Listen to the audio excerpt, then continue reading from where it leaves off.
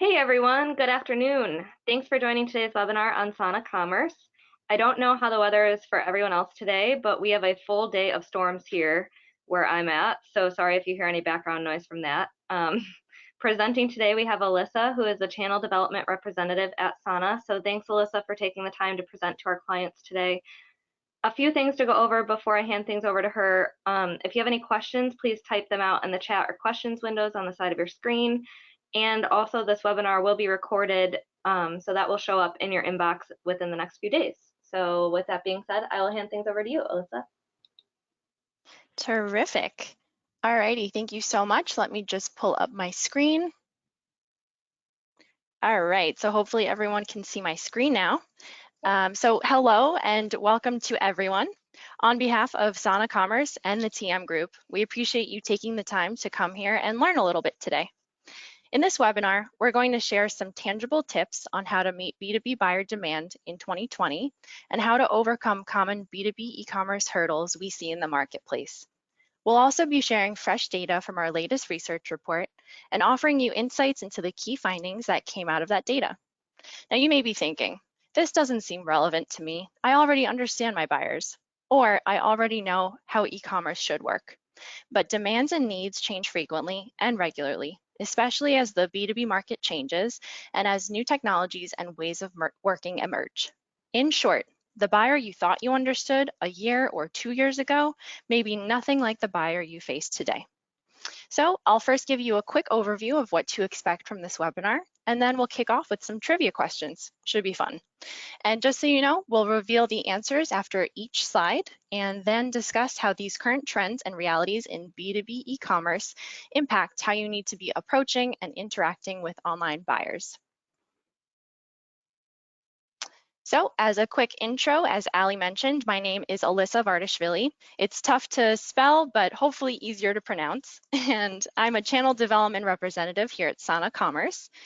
I work with Sana's terrific partner network, including the TM Group, to help clients realize their full potential by having a strong online sales channel. In modern times, understanding the needs and habits of B2B buyers is incredibly important for a company to do good or better business. You know, as nice as it would be, your audience won't buy what you're selling just because you're selling it. You actually need to be tapped into what they need, when they need it, and how they want to go ahead to purchase and receive the items. So for an agenda, first we'll run through a few trivia questions to refresh your B2B buyer knowledge, or even give you a look at what misconceptions you have about your audience. Then we'll look at what the reality of the B2B buyer's purchasing experiences and expectations look like today. Last, we'll dive individually into the top 7 best practices we've identified to help you meet the long list of e-commerce demands in B2B. So are you ready? Let's get started. As promised, we will now jump into a few questions about B2B buyers' current experiences, goals, and challenges online. Feel free to answer on your own as we go along, or ask any follow-up questions you may have so we can address them at the end of this presentation. You can also use the comment box to submit your answer if you'd like to see how you fare against some of the other folks watching as well. So this is our first question. I'm going to go ahead and launch the poll, so bear with me. Alrighty, so question number 1. On average, what percentage of products do B2B buyers purchase online? Is it A, 54%, B, 75%, or C, 90%? All right, so I see some responses are coming in. We'll just wait a couple more seconds.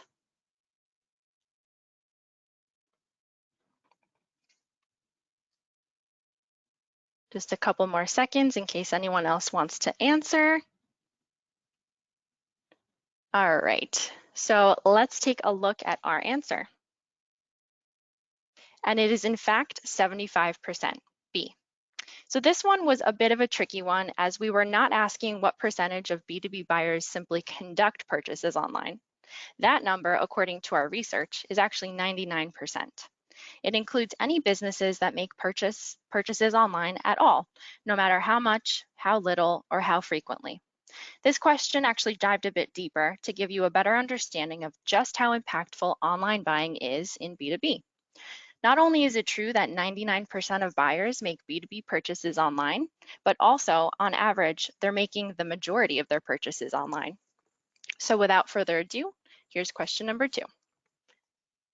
And same thing, let me pull up the poll. All right, so what are B2B buyers' top 2 KPIs? So is it A, cost savings and efficiency, B, internal client satisfaction and cost savings, or C, revenue and efficiency? And same thing here, we'll just give it a couple more seconds for anyone else who wants to jump in and answer.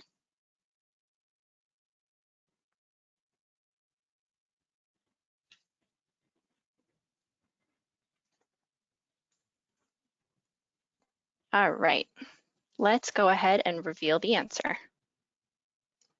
So it's in fact A, cost savings and efficiency. Of course, every business cares about the revenue they drive and on satisfying their customers. These are all actually among buyers' top 5 KPIs. However, the 2 most important, and this is something that rings true across multiple industries and business types, are cost savings and efficiency. This tells us that organizations don't just want to drive more business, they're also worried about how much time and budget they're spending to do so, keeping their eye firmly on their overall return on investment. So with that, that brings us to question number 3. And same thing here, let me pull up the poll. All right, so what percentage of B2B buyers experience online order errors with their top 10 suppliers at least every 2 weeks? Is it A, 11%, B, 44%, or C, 72%?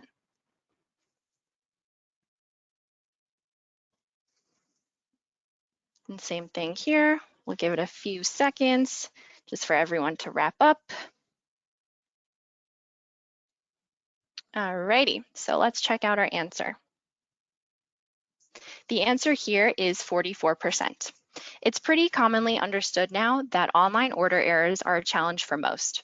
Human error, combined with the complexity of B2B purchases and the difficulty many organizations have getting all the right data into their web stores, makes it so. But did you anticipate the frequency and severity of the issue to be this large of a hurdle? Even with their top 10 suppliers, nearly half of all B2B organizations we surveyed claim to experience online order errors every 2 weeks or more. Now think of how much time and money is wasted in that period of time. Think about how frequent this may be with other suppliers beyond their top 10. Think about the total number of order entry errors beyond this 2-week scope. This can get expensive for you and exhausting for your customers very quickly. Keep that in mind as we move into our final question and the rest of our presentation. So question number 4, fourth and final one. Let me load up the poll. All right. Go ahead and answer that one. So the question is, what is the main factor that will impact B2B buyers' roles in the next 5 years? Is it A, a need for more product and vendor research, B, a need for more compliance checks, or C, a shift toward automating purchases? Go ahead and take a couple more seconds. Alrighty, let's check out our answer. So the answer is C. It's a shift toward automating purchases. Again, this was a bit of a tough one, as all of these factors are among those that B2B organizations predict will change their role or responsibilities. But the most important and the most impactful in the next 5 years will be automation, and specifically the automation of the purchase process. So with that, that concludes our trivia section. Let me move on to the next part of our presentation, I'm sorry. All right, so for those of you who got these right, great work. We've got more insights ahead. For those of you who were unsure or who found these responses surprising, stay tuned for an overview of today's B2B e-commerce reality to help clear things up even more. So let's jump right on in. The stats from the quiz and much of the takeaways from this webinar are taken from our 2019 research into the B2B buying process. To create this report, we commissioned Sapio Research to survey 560 professional buyers who purchase from manufacturers, wholesalers, and distributors. The results of the research show that B2B companies are not meeting their customers' growing demand for buying online, and that this demand is not only for more B2B e-commerce, but also for a more sophisticated e-commerce experience. For anyone who hasn't already read the report, it's included in the handout section of the presentation, and we can share it again via email if you'd like. For those who have read it, this webinar will now take those findings one step further by showing you what you can do with these insights to address today's challenges. From our quiz, we learned a few things about today's B2B buyer. They're buying online frequently, and they also expect more from e-commerce as it stands today. We also know that they want to experience fewer errors, have better experiences, have more reliable access to accurate information, and be able to leverage more advanced e-commerce functionalities. Now that we know what the goal is, though, how can we actually get there? So with that being said, let's dive into some more new data and talk through the best way to embrace and address B2B buyers' current challenges and needs. As we've touched upon already, this webinar will offer 7 best practices for how to meet today's B2B buyer demands. To do so, we're going to take an if-then approach. Before each best practice we recommend, we will share some of the data from our research that drives home why this approach is important or how it will address a key B2B e-commerce challenge. So how can you fulfill your B2B buyers' needs through your e-commerce platform? There is, of course, a lot you can do. But to get you started in this webinar, we'll talk through 7 of the most effective best practices. Here's a quick overview of what we'll be diving into in the following slides. As you can see, we'll be talking about SEO, web store functionality, marketing automation, ways to inform and educate your customers, and more. Now that we've taken a 10,000-foot view of what our best practices are all about, let's get into the nitty-gritty details. We'll match each best practice with the right data to drive each point home and with steps on how to execute, both high level and from a more granular point of view. Here's our first recommended best practice. As we go along, we'll see that each will have an accompanying stat or proof point and a clearly defined solution. First, let's understand the opportunity in how B2B buyers do research. During the buying process, almost 1/2 of buyers conduct web searches to look for information, solutions, and suppliers. So the best practice to take advantage of here, it's all about SEO. Ensure your website is optimized for search engines. And the next few slides will show you how to do that. Ensure your website is optimized for search engines. The keywords you use, the technical setup of your web store, and whether your web store is mobile friendly all have a huge impact on SEO optimization. From a more practical, overarching point of view, the SEO tips you need all fit into 4 main categories, pillars, or building blocks. They include, number 1, content. Optimize your content for the search terms you would like to be found for, like URL or slug, H1 header, content, meta description, and meta titles. 2, technical setup. Optimize the technical part of your web store. So think about HTTPS, mobile friendliness, page speed, indexation, XML sitemap, the index for Google, all those fun things. Number 3, user experience. Google leverages user statistics to determine which sites will rank on their search engine and in which order. This includes time on page, bounce rate, conversion rate, load time, etc. Ultimately, they want to know, can users find what they're looking for? Are you a reliable source of information? Proving so to Google can meet ranking on their first page of search results, and with 75% of people never looking past page 1 for their answer, this can add major value. Number 4, link building. You need to think about which internal links from within your website and external links from other sources you link to and from. You also need to keep on top of other resources linking back to you for authority. Choosing the right sources or being, I apologize. I was at link building. Yep, so you also need to keep on top of other resources linking back to you for authority. Choosing the right sources or being the cited resource for another organization can help boost your credibility and brand reputation. So diving a bit more into detail, here are some more granular tips to keep in mind so you can build up to these 4 pillars. If you're not an SEO expert, these may not mean much to you now, but trust that they, at the end of the day, impact the reach your business will have to engage with the audience you want and can make or break whether or not a relevant prospect even comes across your website at all. Here's a quick look at an example from one of our customers, Telerex, who optimized their content for SEO. Both paid and organic results show content that is highly valuable and highly relevant for the search term. Because SEO best practices were followed, Google recognized this as well, allowing them to rank in a way that potential buyers could find them before they found a competitor's options or website. Their webpage is also full of useful product information, making sure that once a prospect has landed on this page, they're being offered the insights they need to make an informed purchase decision with no hurdles. So what do B2B buyers want? During the buying process, 37% of buyers will search their supplier's website to look for information and solutions. This means that you not only have to have all the right information on your site that visitors may need, but it also needs to be easy to find, or they're going to quickly abandon your site. Often they're only willing to wait a few seconds before they give up and find another option. And on mobile, this grace period on their patience actually lasts no more than 3 seconds. That's really no time at all. So this being said, best practice here is you want to improve your on-site search function. And as an FYI, next we're going to discuss the kind of information that you need and how you can offer it online.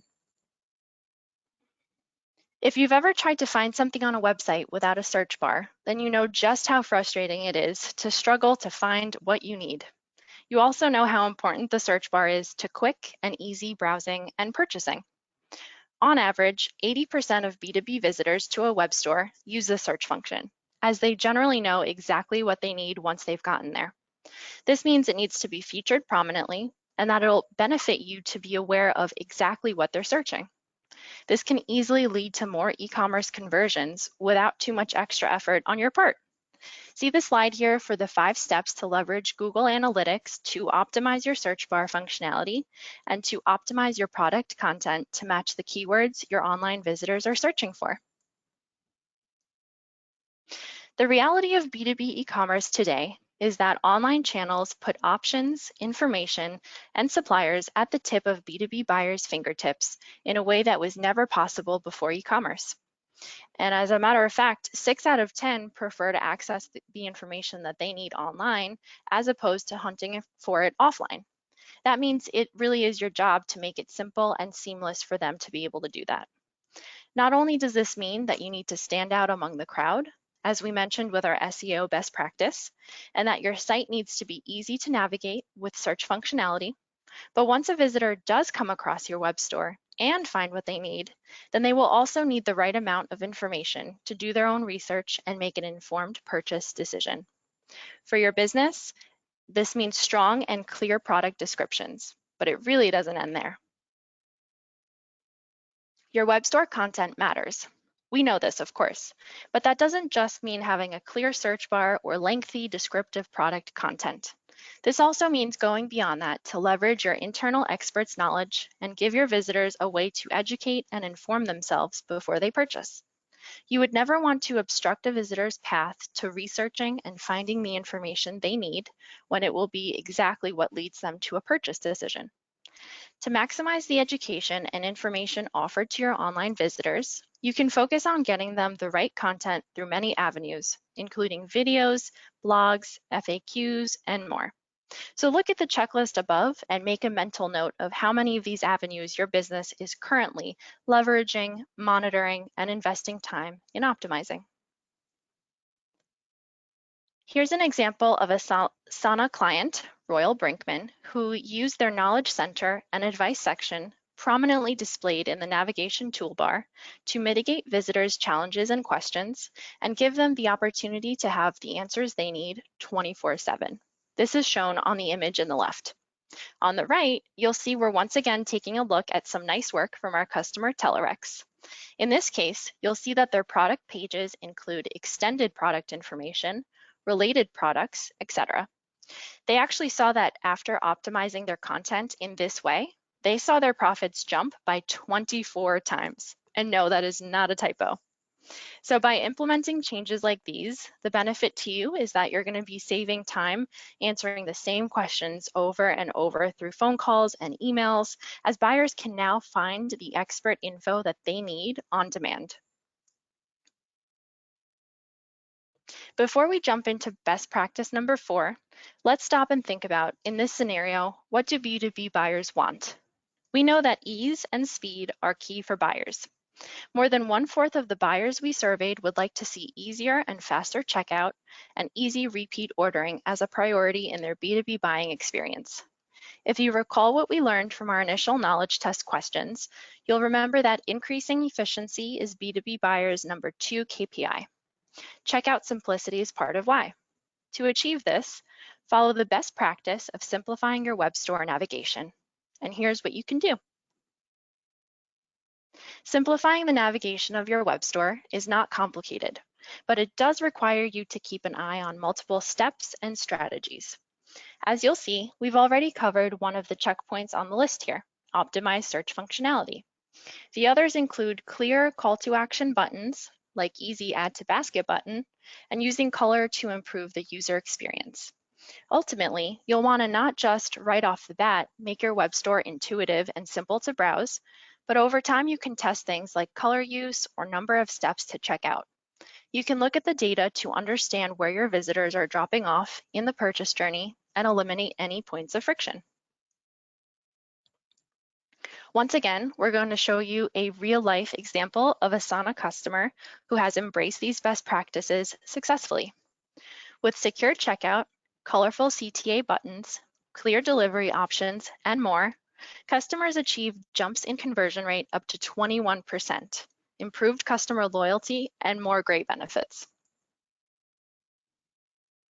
We've touched on this a few times now, but with best practice number 5, we'll now take a direct focus on product data and content. And in this case, what do B2B buyers want? 44% experience online order errors with their top suppliers. This has a significant impact on profitability, efficiency, productivity, and it's actually a 6 to 10% decrease on average for all 3 of those, and sales, 1 to 5% decrease on average. So the top reason for these order errors, that would be incorrect product selection, coming in at 29%. The solution is to make sure your product descriptions are accurate, use the right keywords, and minimize errors. So let's jump right into that next. Best practice. Enhance and extend your online product descriptions to include all information that the buyer needs to know in an easy to understand format, including through images, diagrams, and product specifications. But what if you sell a very high number of products? You can start by enhancing the descriptions of your most popular or highest margin products. The potential benefit to you is you're going to prevent loss in revenue due to customer churn as well as return processing. This process can be made even easier with an e-commerce solution that integrates directly with your ERP system and leverages its real-time data, like Sana, but we will dive into that a bit later. On average, according to our data, we see that these kinds of improvements can decrease order error rate by up to 16%.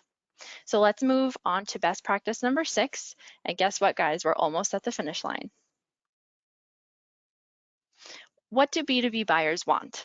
In short, they're thinking way beyond the basics, even though many B2B web stores are still failing to meet those minimum expectations. Already between 18 and 20% B2B buyers would like to see predictive ordering, more personalized sales portals, and use of artificial intelligence to help with buying decisions as a priority in their B2B online buying experience. Automation is also already so high priority that B2B buyers think it's the next top factor that will change their buying role in the 5 years to come. So a best practice here is get ahead of where those trends are moving by leveraging marketing automation now. In B2B, there's already a lot of personalization done offline. Your sales reps may proactively suggest new and related products to customers, or you call them when you think they placed an incorrect order. But how can you translate this to your online channels? Leverage marketing automation to do all this directly in your web store, from predictive ordering to personalized content. Do this by linking your ERP plus any PIM or CMS system directly to your web store. Fortunately, you can do this easily with Sana. Your web store can then make use of all this data to provide a personalized and optimized experience for each buyer in a programmatic way that minimizes the workload your internal teams need to take on to do so. This can mean a cross-sell campaign or a campaign focused on predictive data to infer what customers may also be looking to buy. The potential benefit of doing this, you're going to sell more, sell smarter, and better serve your customers. Plus, research we conducted using our customer success stories suggests that these kinds of improvements can boost the number of your returning or repeat customers by 11%. The stats we've been showing you throughout this webinar highlight the most common B2B buyers' needs and challenges, but you should also uncover buyers' needs that are unique to your region, industry, and company. You can do this by asking your own buyers for feedback. Here's a few ways you can do that if you're not quite sure how to get started. Engage with your B2B customers personally. They do notice the difference between organizations who do and those who don't. That's the principle at the core of this best practice. A big difference between B2B and B2C is that in B2B, you often have a good relationship with your customers. You know them, so talk to them. Gather feedback through automated requests and surveys, or even better, organize face-to-face panels and user groups to get ideas on how to improve your buyer's online experience. That one will have to saved for after COVID, but soon, hopefully. Use this checklist to get started if you haven't already. A potential benefit to you is that approaches like leveraging user groups result in finding a lot of improvement opportunities you would have never thought of yourself. It cures you from blind spots and internal thinking and will show you where inaccurate assumptions were made. As an additional benefit, it gives the customers involved a feeling of being appreciated and valued. And ideally, they will become even bigger advocates of your company and online store thanks to your added attention to their needs. So far in this webinar, we've offered you 7 best practices for how to meet today's B2B buyer demands. We've now come, unfortunately, to the end of that list, but we're not quite done yet. Next, we'll do a quick recap of what you've learned, discuss how Sana can help you check all of your boxes, and open the floor up to some questions. Sound good? Okay. Now that we've walked through each of these items, give some more thought to how many of these boxes your organization can actually check right now. How many would you like to? What would it actually take you to get to all 7 checked boxes? And how can we, Sana Commerce, and the TM Group help you to get there? Sana's integrated approach to e-commerce can strengthen both your business proposition and your online customer experience. It can result in success like you've never seen online, especially if you can tap into and meet today's B2B buyer demands. This can continue if you keep your finger on the pulse and continue to make relevant improvements to your e-commerce experience over time. With our solution, we ensure that Sana web stores use product, customer, and pricing information taken directly from one single source of truth, your ERP. We use your ERP to drive the features, functionality, and product information that appear in your web store, so the data is always accurate and updated in real time, and your buyers are always satisfied with their experience and the end result, with features and attributes including but not limited to those listed here. So with that, I think we can open the floor up for some questions from the audience. I see some already came in, but for those who have a question and haven't submitted it, please take some time and do so in the next couple minutes.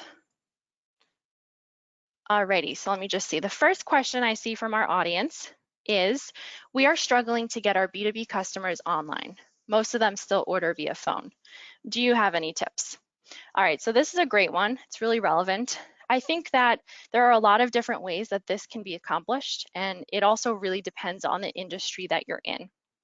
I think a lot of the data we've seen would say that clients really are willing and wanting to work online already. And if they're still calling in via phone, then I would look to maybe educate all the benefits that they can get from ordering online and how it actually improves their experience of working with your organization. We already know if they're calling in orders by phone, that means we have to manually key in orders back to the ERP, which we know can result in mistakes. It takes more time. It's not as flexible. I mean, here they have to stick to ordering in the 9 to 5 Monday through Friday schedule rather than having a truly on-demand 24/7 experience. So maybe you could put together like a quick educational video or email write-up going over the benefits of using a portal like this, not just for placing orders, but also self-servicing to view previous invoices, pay open invoices, and even initiate returns. Actually, another thought I have is maybe you could run a promotion or offer a discount to get them to use the portal initially. And then once they have that first great experience, you will not be able to keep them away from your web store. So hopefully that helped. All right, question number 2 I see coming in. We currently only have an online product catalog. However, the manual workload related to keeping the product catalog up to date is quite high. How can we improve? That's another great question. So at Sana, of course, we specialize in e-commerce. This is obvious. But a lot of what we also do is self-service. So it's a better way to service your clients. And one of those ways is actually through an online product catalog. We actually have a lot of traditional B2B suppliers that have chosen to just expose a product catalog online. So in a scenario like that, we, Sana Commerce, could take every SKU out of your ERP system and push that out to a public-facing website. And from a maintenance point of view, I already have my products created, my images ready, and my availability all set if I just want to expose that along with attributes. So in this idea, you can actually disable the ability to allow people to place orders online or create an account. We can just simply expose the catalog, phase 1. And sometimes, luckily, that flows naturally into phase 2, where now you can easily flip the switch and allow customers to start placing orders online. And luckily, it's really smooth and simple for Sana because of the way that we integrate with your ERP system. So hopefully that helped. It's definitely a lower maintenance point of view on maintaining a product catalog. So question number 3 from our audience. Our customers are ordering via EDI. What are the advantages of combining EDI and a web shop? All right, so EDI is one that comes up a lot in our world. I think sometimes people aren't quite clear on the differences between true e-commerce and EDI. But so I look at the two as being very complementary. You have your big box stores like a Walmart that are never going to order through a web shop, let's face it. The benefit to having both is that there's this 80-20 rule involved. So 80-20 means that typically 80% of your business will be covered by EDI, but then that leaves the other 20%. And a lot of the time it is the smaller, like mom and pop stores that fall into that 20% that are actually sucking up most of your sales team or customer services team's time. That's a big time waster. So just keep that in mind. That's actually where Sana Commerce comes in. It can handle your one-off orders, process payments, handle returns, and can very much supplement what's already being done with EDI and cater so that 100% of your business is now automated instead of just 80%. So hopefully that helps. All right, next question from our audience. We are experiencing a high order error rate from orders which are coming in via our web store. This is mainly due to out of stock items and or wrongly ordered products. Do you have best practices on how we can decrease our order error rate? Good question. All right, so for this one, I would say if you're talking about high order error rate, it could probably be due to one of two things. Either it's out of stock or it's a wrongly ordered product. So with errors due to being out of stock, that's actually pretty common because the way shopping carts are traditionally set up, they're not included with your ERP system. So they're basically two separate databases. With an application like Sana though, we put both of those items in one stack. so your cart is always showing real and correct inventory levels. That's why it's really beneficial to make sure that the two systems are always talking to each other. It's something that I think a lot of traditional organizations still deal with because they haven't moved to what I call Commerce 2.0, which is definitely a way away from the dual system shopping cart approach. And then for the other option, so if items have been ordered incorrectly, they're wrong, that's where I think you can maybe refine the search process. So you can look to things like attributes and filters. If you have this set up really strong on your web store, then your buyer will not only find products faster, but there'll be an ensurement of fit.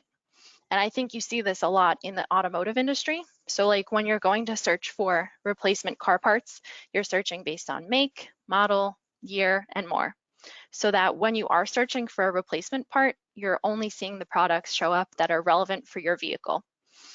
And that being said, we can also allow customers to initiate returns online when things really don't work out, because that'll lessen the burden that's put on your team to manually process returns and allow the customer now to self-serve. So it's less of a stress on your team. So hopefully that helped. Let me just quickly make sure I haven't skipped any questions. I think we're good. Alrighty. Thanks for all those questions. They were really interesting. So now, on behalf again of Sana and the TM group, we really want to thank everybody who came out here and took the time to learn more about how to give your B2B buyers a really great online experience with your organization. We hope you found it interesting and helpful. So again, in the handout section of the meeting, you should have access to two handouts, the B2B buyer report and the beginner's handbook to e-commerce. Both are really great resources for you to take a look at. I'd also like to invite you to visit our website, sonacommerce.com, as we have a multitude of information and resources available for further learning on all things e-commerce. Here's my contact info up on screen. So I really do welcome all of you to email me, give me a call, and I hope to have the pleasure of speaking with each of you personally in the near future. So thank you all very much. And with that, that concludes our presentation.